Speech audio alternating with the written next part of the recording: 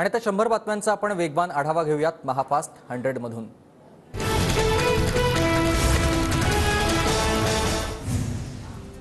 मनोज जरांगे पाटील 24 डिसेंबरच्या अल्टिमेटमवर ठाम। मराठा समाज मागास सिद्ध झालाय। मराठा समाजाला सरसकट कुणबी प्रमाणपत्र देण्याची जरांगेंची मागणी। नोंदी सापडलेल्या व्यक्तीच्या सर्व परिवाराला नातेवाईकांना कुणबी प्रमाणपत्र द्या। मनोज जरांगेंची राज्य सरकारकडे नवी मागणी। शिंदे समितीने कुणबी नोंदी शोधण्याचं काम सुरूच ठेवावं। कायदा पारित झाला तरी नोंदी शोधत राहावं। अभ्यासक वाढवा। शिंदे समितीला मुदतवाढ द्या। जरांगेंची सरकारकडे मागणी। इतरांचं आरक्षण कमी न करता मराठा समाजाला आरक्षण देण्याची सरकारची भूमिका। मुख्यमंत्री शिंदेंची जरांगे पाटलांच्या आजच्या बैठकीवर प्रतिक्रिया।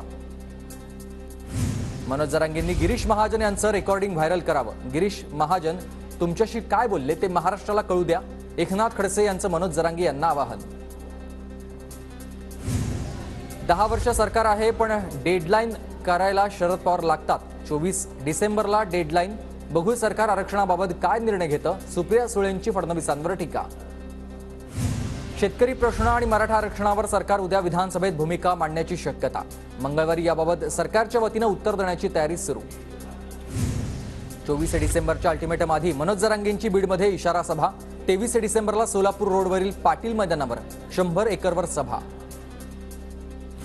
बीडमध्ये 23 डिसेंबरला मनोज जरांगेंची सभा। सभेसाठी मराठा समन्वयकांच्या गावागावात बैठका। सभेला 10 ते 12 लाख समाज बांधव एकत्रित येण्याची शक्यता।